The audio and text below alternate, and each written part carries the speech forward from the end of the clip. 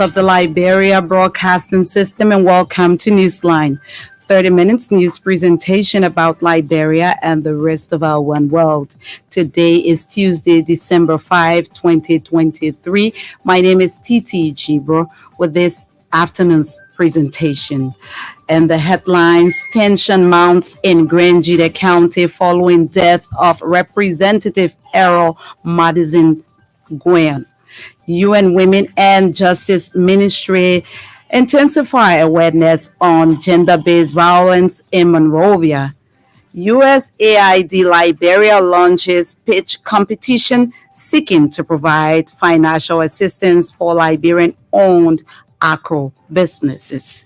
And away from Liberia now, Nigerian military airstrike mistakenly kills worshippers at religious festival in Kaduna State. Sports, the news in French. A report of today's weather and foreign development are all packaged. Vavle Kamara sets the pace with a bulletin of news. Grangida County is today mourning the death of District 1 Representative Errol Madison Gwen. Representative Gwen died late Monday evening after a brief illness in Ghana. A correspondent said the lawmaker has been undergoing medical treatment in Ghana for the past 2 months. Representative Gwen was elected in 2021 after his predecessor Zoe Emmanuel Pennon got elected to the Senate. Meanwhile, hundreds of residents in Zueju and other major towns have taken to the streets to protest the death of the lawmaker. A correspondent said the angry crowds chanted "No error, no peace" as they marched through the principal streets of Zueju early Tuesday.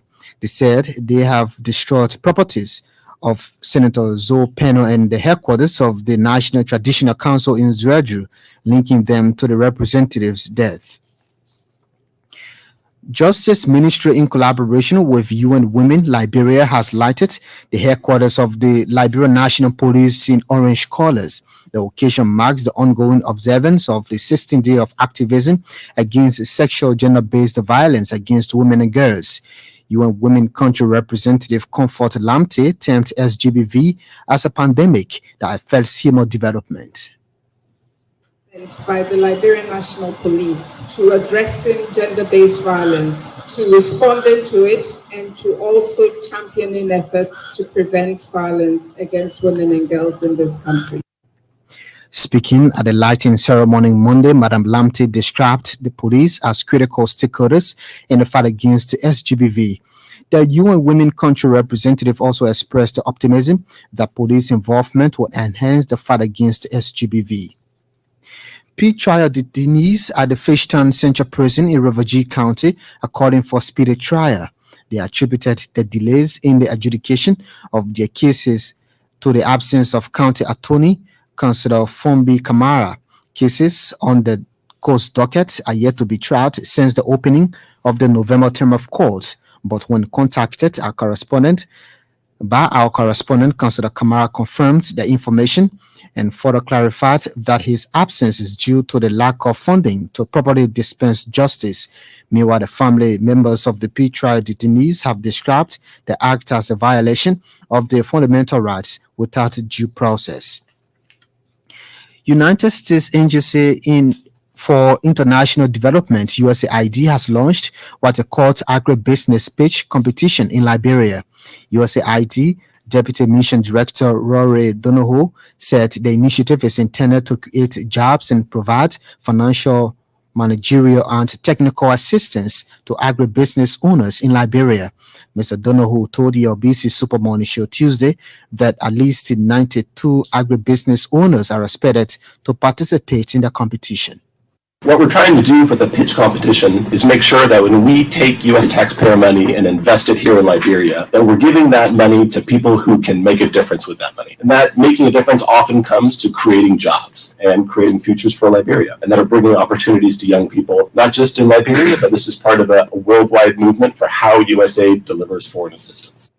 He also disclosed that winners of the agribusiness pitch competition will be awarded $50,000. Meanwhile, USAID private sector specialist Sarah Sigbe praised the Liberian government, especially the Agriculture Ministry, for its continual support to the country's agriculture sector.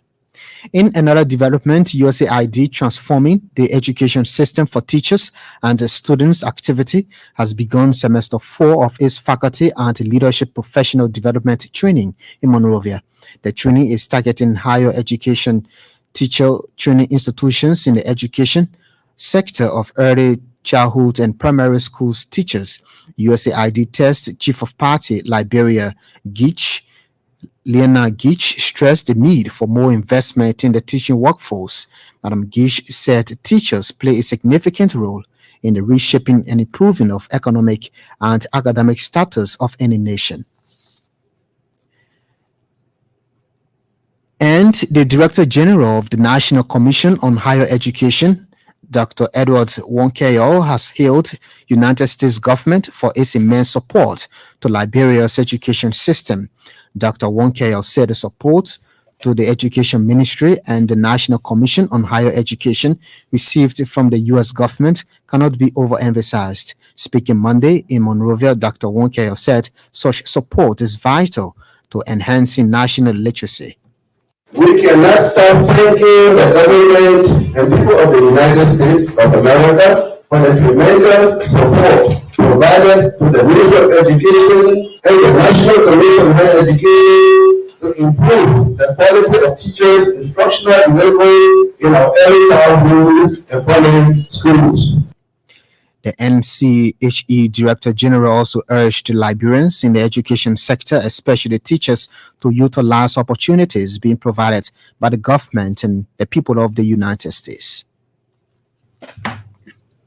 Bavle Kamar returns a little later with our foreign development and weather report. One of our top stories this afternoon: tension mounts in Grangeda County following death of Representative Errol Madison Gwen.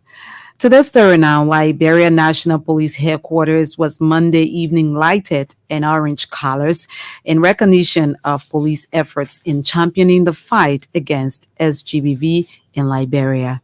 As Edward Tamba reports, the lighting was part of activities befitting the observance of the 16 days of activism against SGBV in the country. The lighting of the National Police Headquarters in